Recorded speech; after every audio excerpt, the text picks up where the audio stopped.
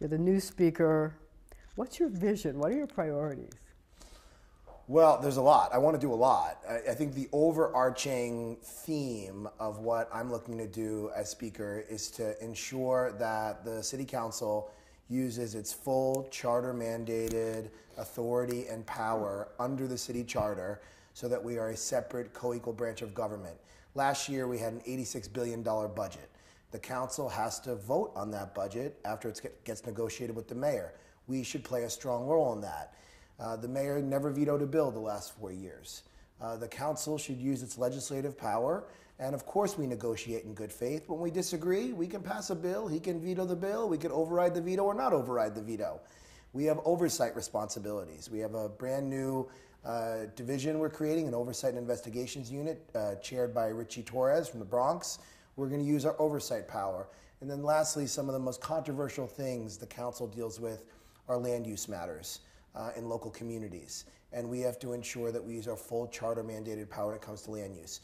So a lot of the issues that we deal with day to day, as Mayor LaGuardia said, there is no Democrat or Republican way to pick up the trash. There are plenty of nonpartisan things we do on city services. But on the big things, legislation, land use, budget, and oversight, we will and must be a well-respected, separate, co-equal branch of government. So you will not be a rubber stamp? No, I will not be a rubber stamp, and the mayor knows that. I mean, I've said to the mayor many times, we are going to agree a lot, we're going to disagree sometimes. When we disagree, it won't be personal. I'm results-oriented, so I look forward to getting things done and working together when there's agreement. But when we disagree, it's okay. We can disagree. Government will still function, the sun will come up, the moon will come out, and we'll keep chugging ahead. So one of the things that I was intrigued by was your decision to have this investigative body. What will it be looking at? And will it be like the council's version of DOI? What will you do? Well, DOI has hundreds of people on staff, investigators and lawyers, so we don't have the capacity to do that. But in a similar model, we are going to look at oversight on city agencies in a thorough, thoughtful, strategic way. So one of the first hearings that we're having is in the next 10 days. We're going to have a hearing on the boiler endemic problems at NYCHA, public housing throughout the city. I think Councilmember Torres, he previously chaired the Public Housing Committee. He really drilled down hard on the lead paint scandal at NYCHA.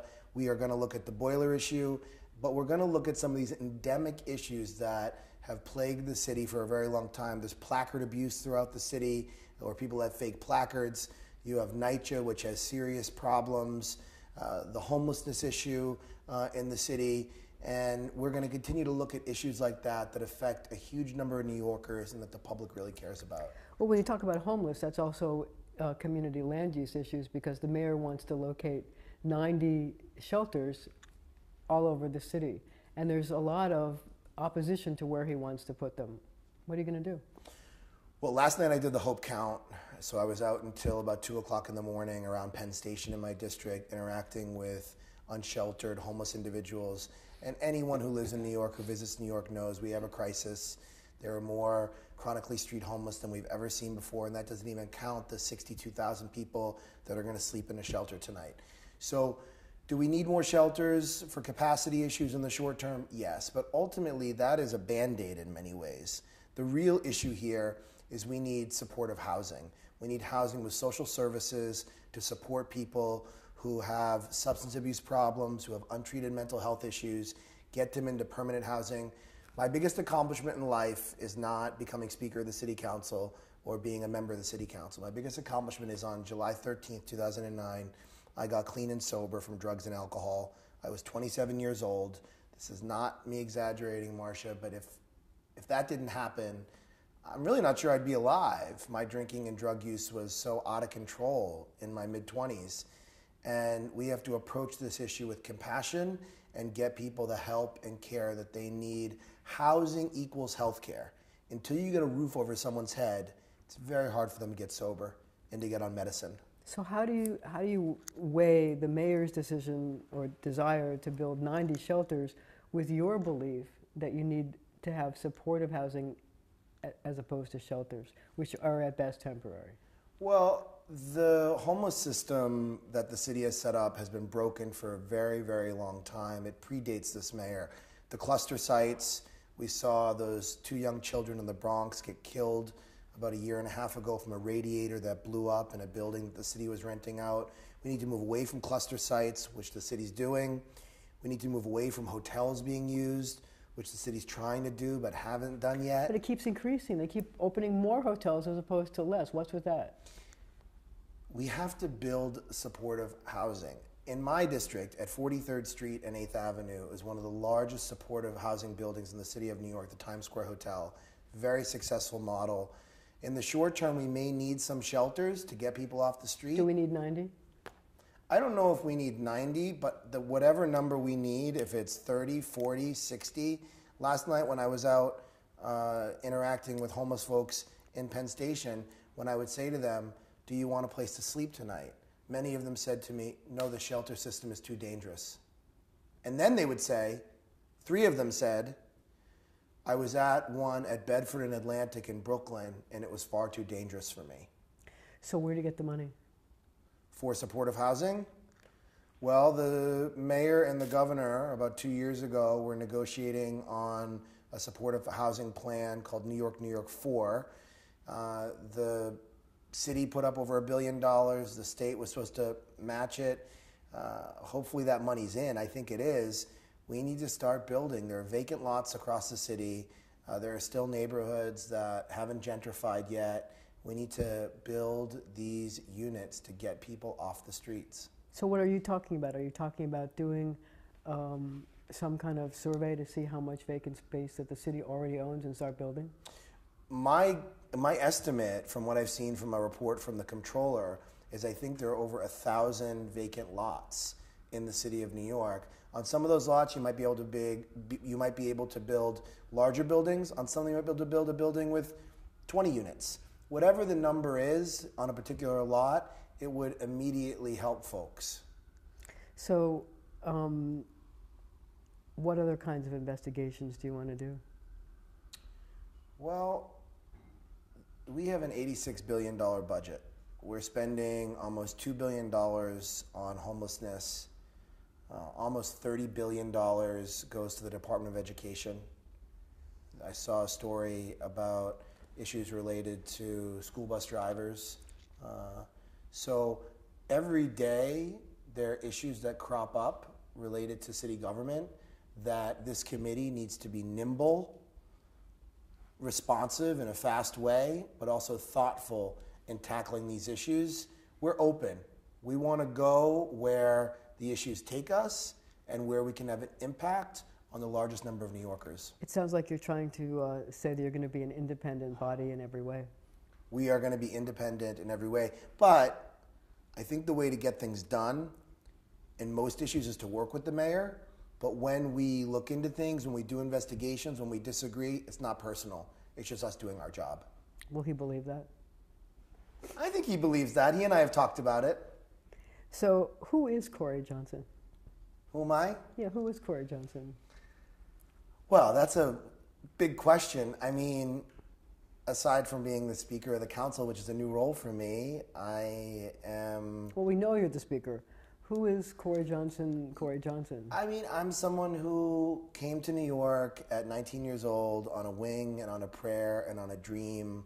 I came out in my high school when I was 16 years old. I was captain of my high school football team.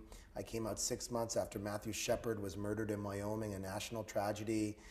I took a year off. I traveled the country. I told my story, and I ended up here in New York. And I immediately, literally, the moment I landed here, fell in love with the city. And so for me, I'm someone who's deeply committed to the success of our city.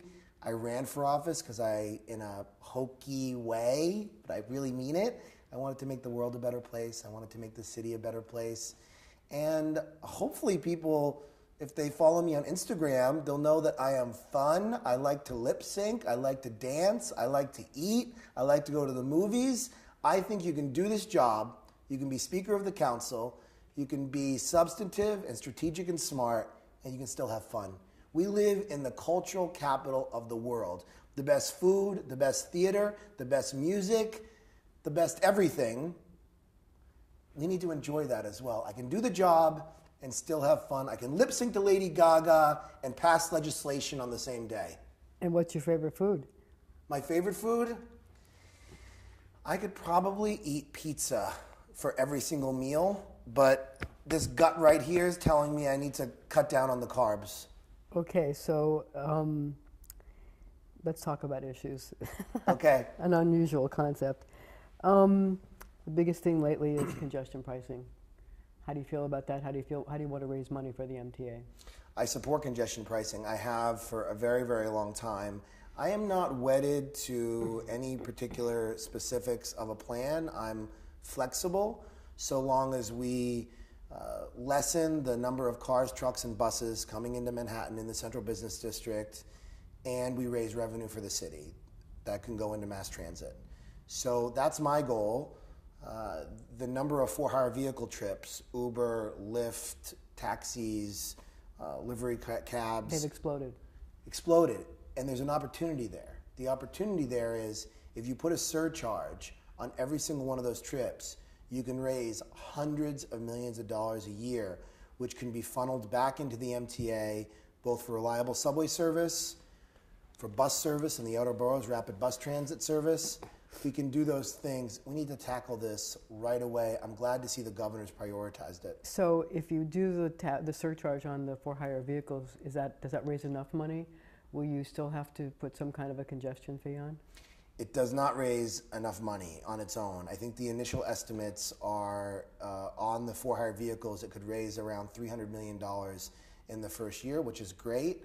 But we know that the outstanding capital needs of the subway system and the MTA is in the tens of billions of dollars. So ultimately, we need something in the short term that can help us with the issues that plague the system every single day. That's money. And then we need a long-term plan. And we need to cut down on congestion because it's bad for the economy in New York. It's bad for the environment. It's bad for people's mental health every day, having to deal with so much congestion. So if you take the for-hire vehicles out of the equation and you say we're going to put a surcharge and tax them, the next highest cause of congestion, I would imagine, in New York City are the delivery trucks. Yes. Both the people, the food delivery trucks, people who are delivering Peapod and Fresh Direct and those things. But that's, more people are ordering from Amazon. They're getting deliveries, plus the people the trucks who are just making deliveries. Do you think that something has to be done about that to encourage them to make night deliveries? Absolutely. I mean, the mayor talked about a few months ago doing a pilot program in certain areas where there would be overnight truck deliveries. I live in Chelsea. We have these protected bike lanes, which a lot of New Yorkers who don't bike really don't like. I've supported them because I think they ultimately save lives where they protect cyclists. But what they also do is that when there are truck deliveries, trucks double park, there's one less lane now, and it creates a whole lot of traffic and congestion. We need to get these deliveries, whether it be Trader Joe's or Target or the bodega on the corner, to have their deliveries centered overnight, whether it be 7 p.m. to 7 a.m. or 8 p.m. to 8 a.m., whatever the appropriate hours are, that will help. The other thing is we have a lot of tourist buses in the city, tour buses, and the double-decker buses. And they park all over the place. They park all over the place. They stop wherever they want. Congestion is a very, very big issue. So what do you do? I mean, what's the solution? I mean, let me ask you this. If you were to take the for-hire vehicles and all the truck deliveries and if you're able to have night deliveries and to tax them, do you still have to tax passenger cars? I think you probably do. At 1152? I don't know if 1152 is the appropriate number. That seems pretty high to me. Again, I'm not wedded to any specifics here. If we can come up with a plan that will have less congestion in Manhattan, invest in mass transit, both the subway and bus system, that's good with me. We have a real crisis on our hands because the MTA is in horrible financial shape with service faltering every single day. We have way too many cars in New York City. We have federal dollars which are being cut from New York City. We have a $4.5 billion budget gap in the state budget. So it is a perfect storm, and we need government to work to tackle this problem, to help the city, and to help people that rely on mass transit every single day. What about a congestion fee that equals the price of a subway or a bus ride? That's probably a little too low, because the whole point of the congestion fee is you need to disincentivize people from driving into Manhattan. But is it the cars, or is it the for-hire vehicles and the truck deliveries? It's a combination of all of them. I think right now what we're seeing is the for-hire vehicle number. I think over 200,000 for-hire vehicle rides in the last year. That is contributing in a major way. So is the trucks. But it's hard to differentiate between these things, where this gets treated this way, that gets treated that way. I think everyone needs to pay something so that you're contributing to mass transit investment for the city of New York. What's that something? What's the sweet spot? We have to come up with a number. I think 1152 is probably too high, in my estimate. But we have to. It's a puzzle, because you have to look at the projected number of for-hire vehicle trips, the number of cars that come in that are not for-hire vehicles, the number of delivery trucks. Put that together, see what it will come up to, and try to make a projection on how it will lessen congestion. I don't have those numbers yet. There are good organizations that are doing these calculations. So should there be a carve out for people who need, like, shift workers, like, people who have to get to work at hospitals, teachers who may teach at schools in the congestion zone, who suddenly would have to pay a congestion fee to teach in Manhattan when they wouldn't have to pay it in the outer boroughs? Should there be carve-outs for certain classifications of workers? I'm totally open to that, because what we're not looking to do is to be punitive to people that must come in here and for whatever reason cannot use mass transit. The vast majority of New Yorkers, over 6 million, use the subway system every day. When it works, it's good. These days it's not working as well as it needs to. What we really need to do in the transit deserts, whether you get to Eastern Queens, Southern Brooklyn, and other places, create mass transit options so that people can get to the subway via bus and decide not to drive into Manhattan. That's the goal. So how do you feel about schools, or should there be any changes to our school policy?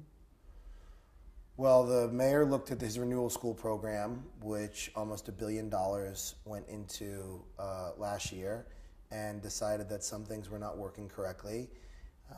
He's searching for a new chancellor, with Chancellor Farina deciding to leave. I think that's going to be a very big decision for the over 1 million school children who go to public schools in New York City.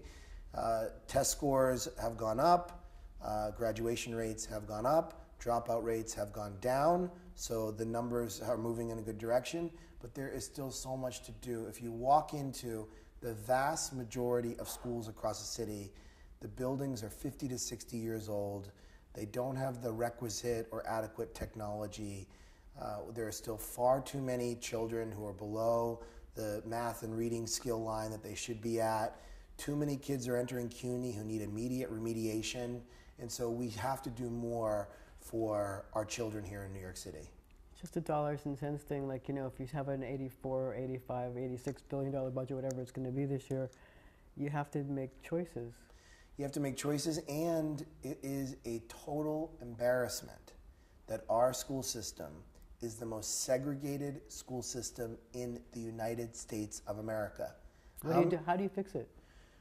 A variety of ways. So Councilmember Torres and Councilmember Lander have a report and also some legislation that looks at how you zone certain schools, how you feed kids into certain schools.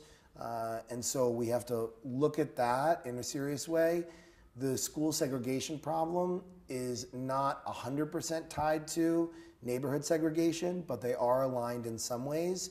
So what we also need to do is ensure that we have economic diversity in our neighborhoods so that certain ethnicities are not all living in one neighborhood separate from everyone else. It's a very, very big issue. To accomplish that, won't you have to increase busing?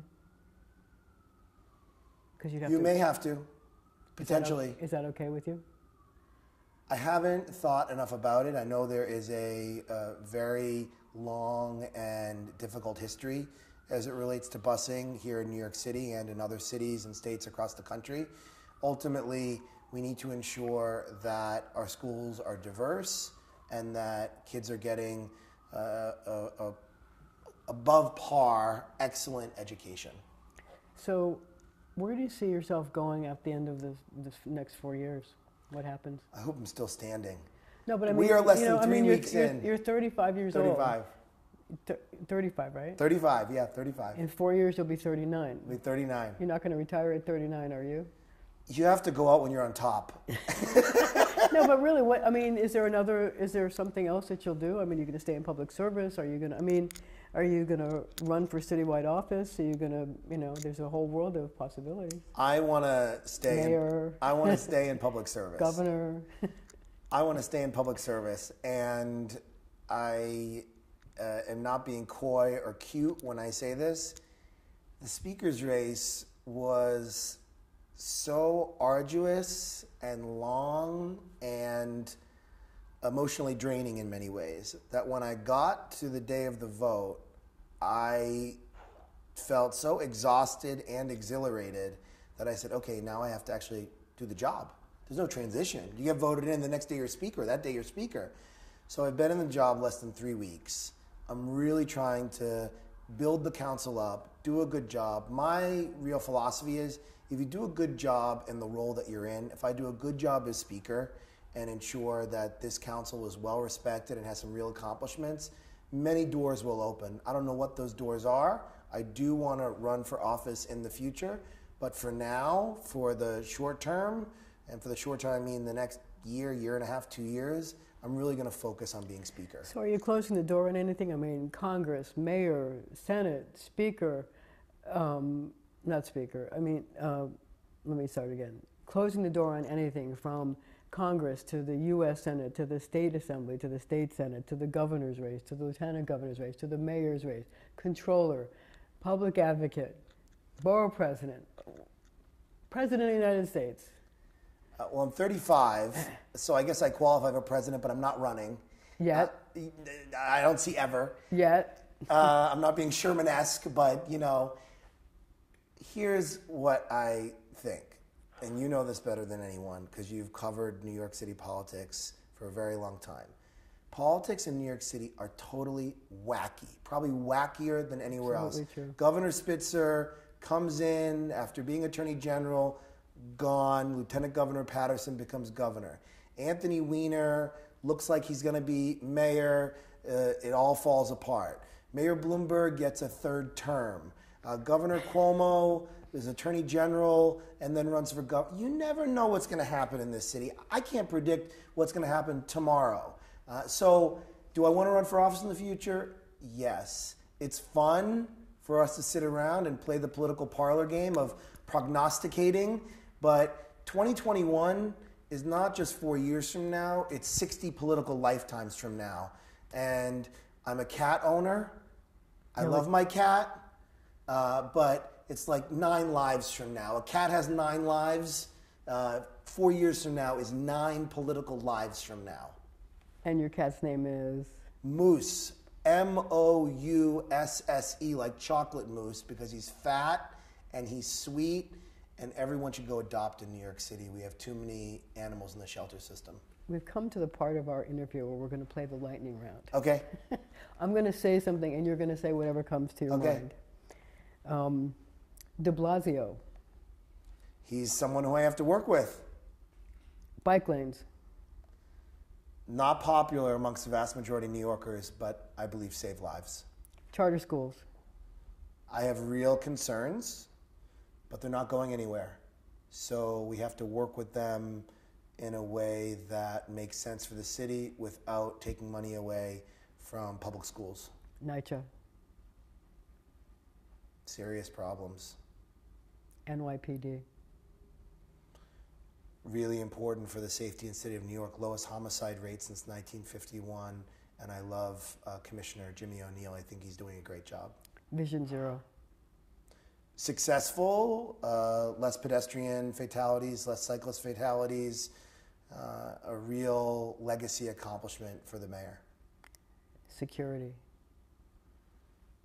it is a miracle that we have not had another serious terrorist attack. And that's a credit to the Joint Terrorism Task Force, the FBI, the NYPD, and all the folks that keep our city safe. Is there anything that keeps you awake at night, worrying? I don't want to get too personal here, but 6 years ago,